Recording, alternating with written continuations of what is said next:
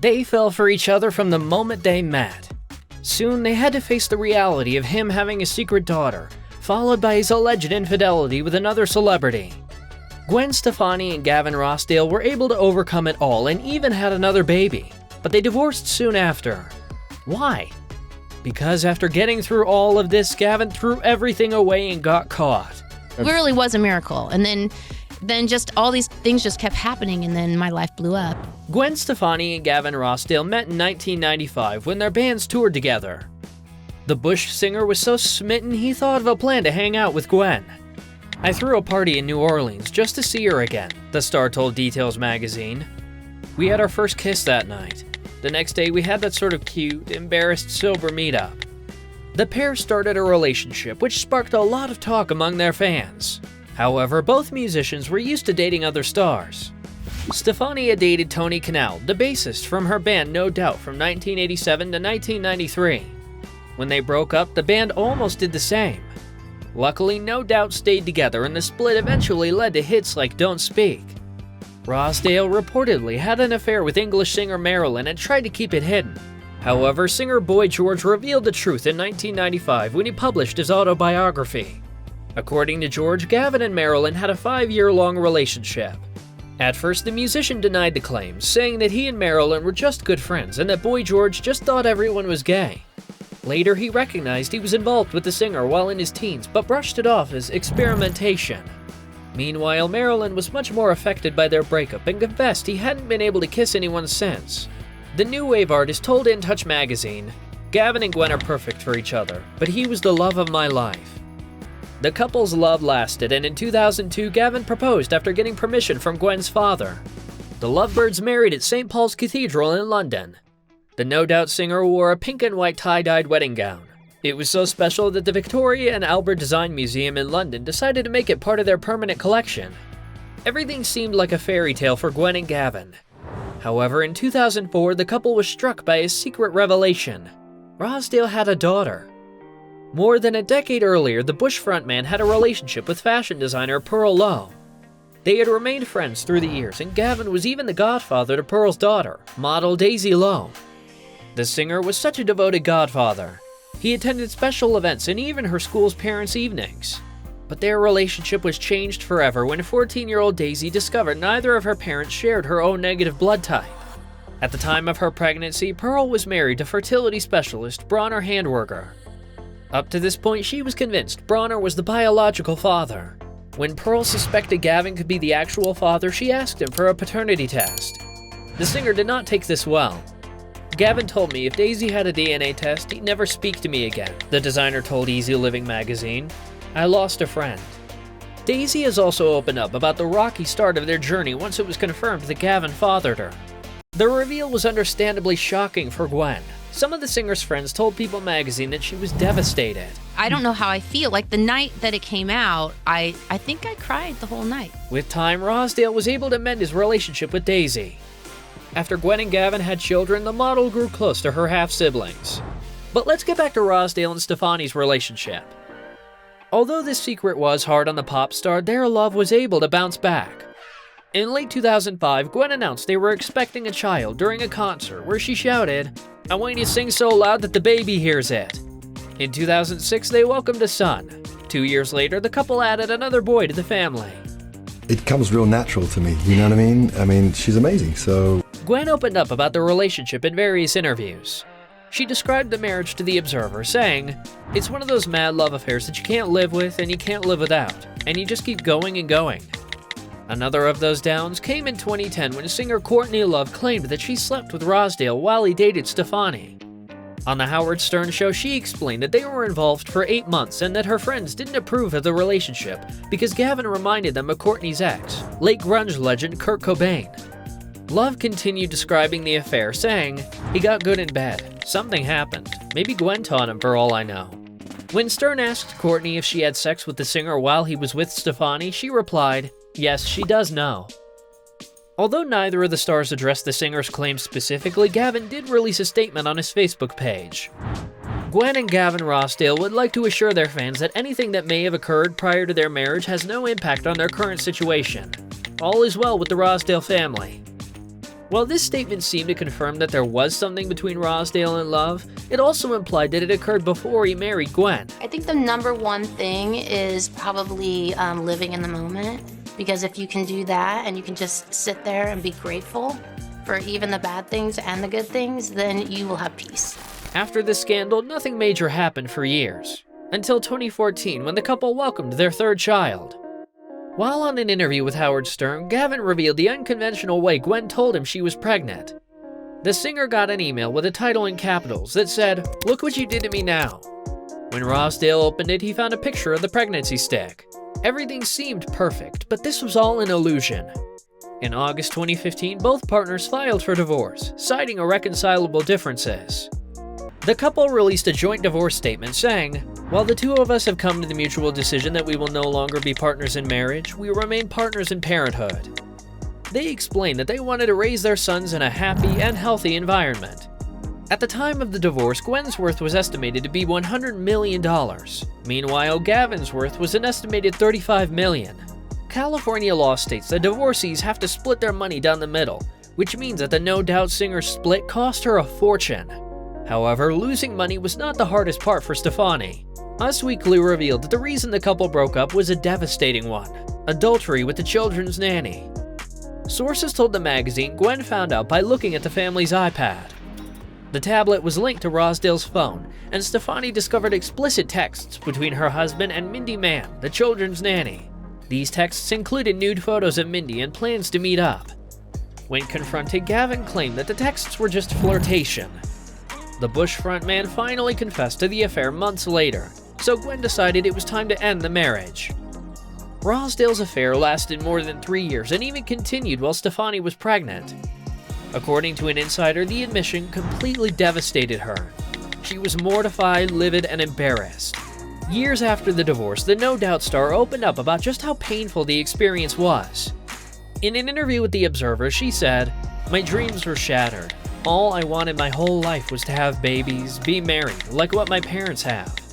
After a heartbreaking confession when she said she still remembers the date she found the text, the singer stated, "It was the beginning of hell, like 6, 7, 8 months of torture, trying to figure out this big secret." Gwen also explained that she wanted to tell everybody about the affair but decided not to for the sake of her children. The pop star found solace during that time thanks to her spirituality. "What happened was praying," she said. "You know when it gets that bad, you just get desperate? You're on your knees." Something that she found very hard after the divorce was the fact that she now had to share custody of her kids. "It was so insane because not only did my family break up, but then my kids are taken away like half the time," Stefani explained. I'm gonna wake up every day, I'm gonna have a coffee, I'm gonna take care of my kids, and then I'm gonna go to bed. Like, I'm never gonna kiss anyone. Like, I'm never gonna, you know what I mean? Like, I thought my life was over. As devastated as she was, Gwen was able to find happiness again. During her divorce from Rossdale, the pop star worked as a coach on The Voice alongside Blake Shelton. The country singer also went through a divorce during that time, and the two bonded through their painful experiences. Gwen's representative confirmed their relationship in 2015, and they got married in 2021. Gavin has had several girlfriends since the split. In 2020, the singer told People magazine, "I keep getting screwed up and screwed over in all these relationships. I'm not very good at them, I guess." However, he has since dated again and is seeing actress and singer Cortland Cannon. Gwen and Gavin's marriage lasted 13 years, and it was filled with secrets and scandals, but also love and passion. What do you think about this couple? Leave your answer in the comments. The possibility of spending 8 years in prison and the reality of her boyfriend leaving her for a much younger woman have turned Shakira's life into the darkest it has ever been.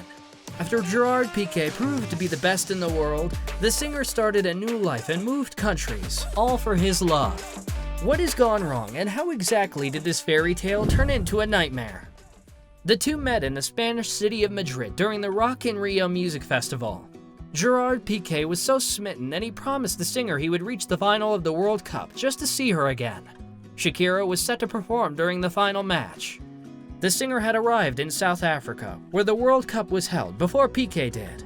The lovebirds wanted to keep talking to each other, so Gerard asked her about the weather for them to have an excuse. "She started telling me what the weather was like every minute," the Spaniard told TV3. The player kept his promise and Spain won the 2010 World Cup. The couple started dating and decided to be serious right away. Shakira had been with Argentinian businessman Antonio de la Rua for more than 10 years, and she ended that relationship in order to date Piqué. "So if we do it, let's do it right," the player told TV3. Years later, the footballer described the World Cup to L'Esporte, saying, "I met the love of my life." Only a couple of months after making their romance official in March 2011, Shakira invited the soccer star and several of his FC Barcelona teammates on stage during one of her concerts to learn a few of her signature moves. Before dancing, the new couple shared a kiss in front of thousands of fans. What an unforgettable night.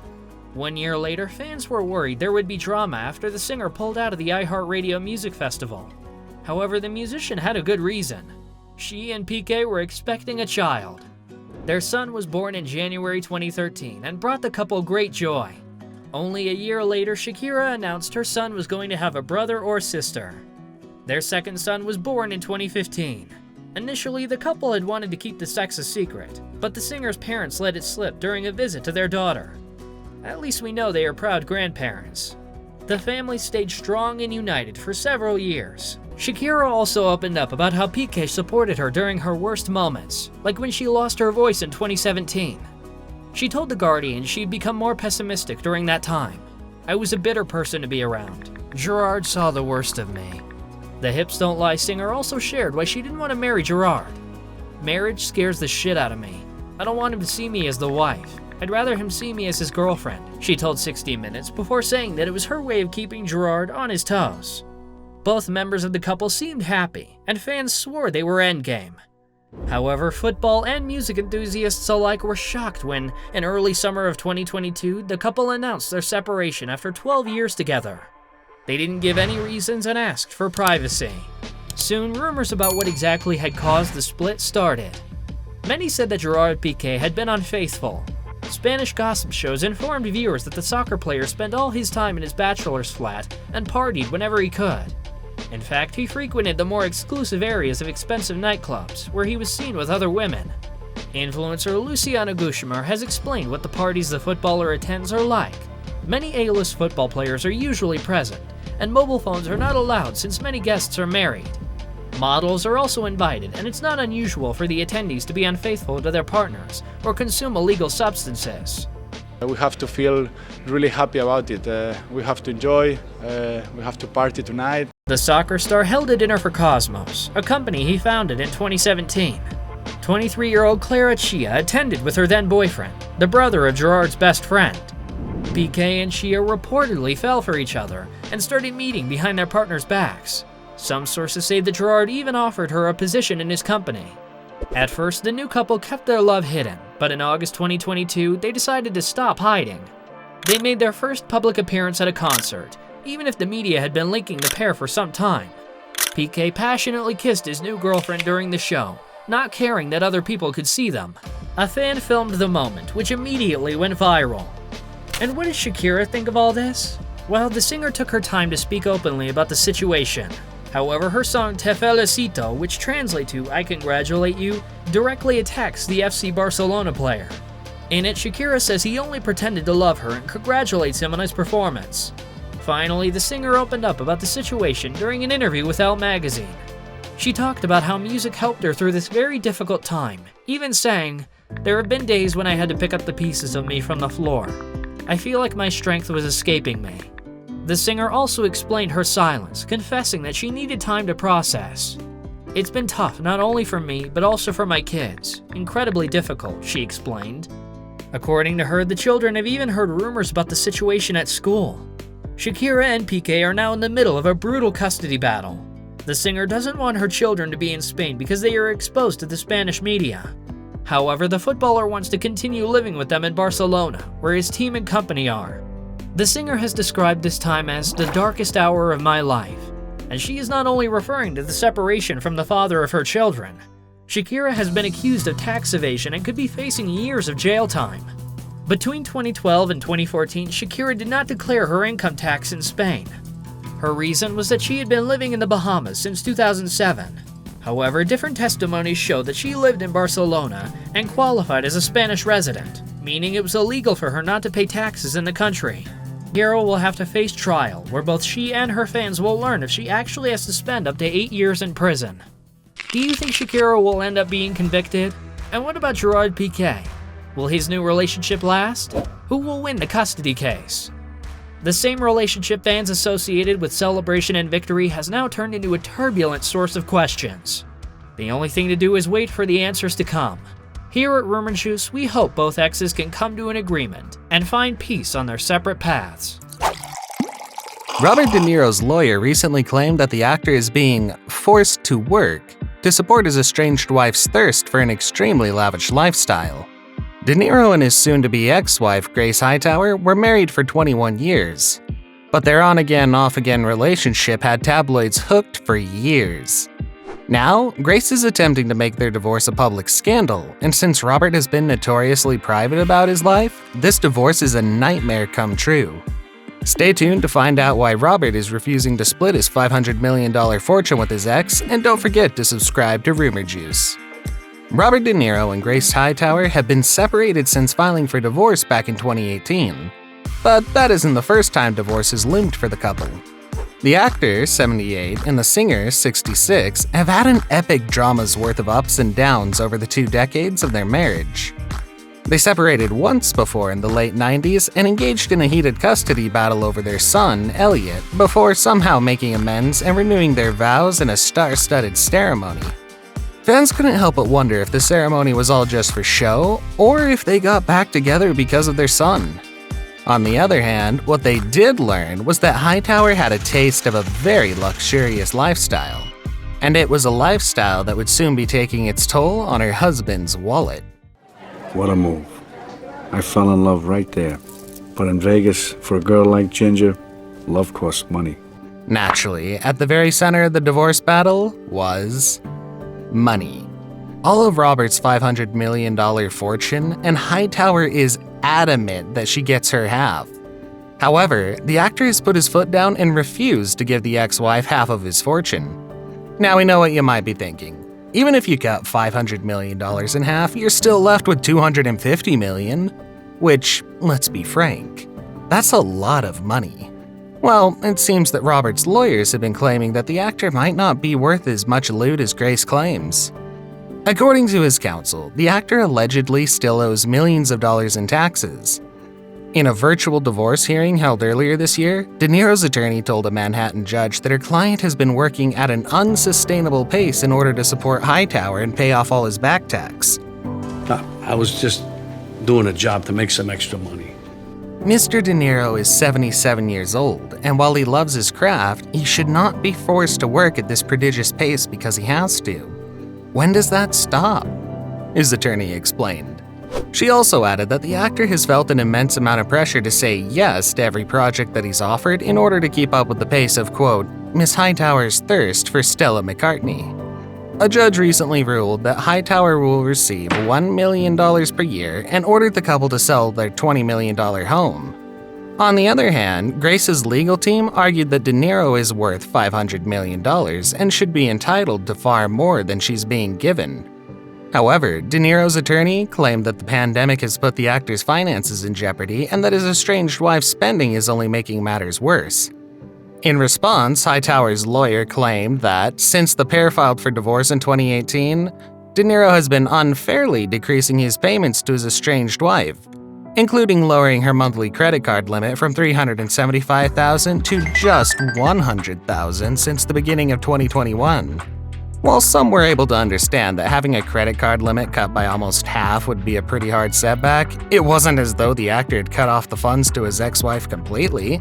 She still had access to $100,000 every month. Proving De Niro's fans right in their suspicions, Grace's lawyers continued to argue that she should be allowed to maintain the lifestyle she lived while the couple was married, because it was what she had enjoyed and become accustomed to. Be strong, be positive, huh? Oh, okay, Joe, okay. However, despite the sum of $1 million a year that De Niro's lawyers had agreed to, the actor's lawyer brought to light that his ex-wife has been going through even more money, far more quickly than she should have, claiming that she spent $1.67 million in 2019 alone, which included buying a diamond worth $1.2 million. Surprisingly enough, during the hearing, the Manhattan Supreme Court Justice offered both parties a reality check. There is nothing ordinary about these expenses. For 99.9999% of the world, these are extraordinary to an almost unimaginable degree. I want to get these parties divorced. The Supreme Court Justice also added that both Grace and Robert would still come out richer than almost any other human being who walks this earth, which, by all means, is a very valid point to make.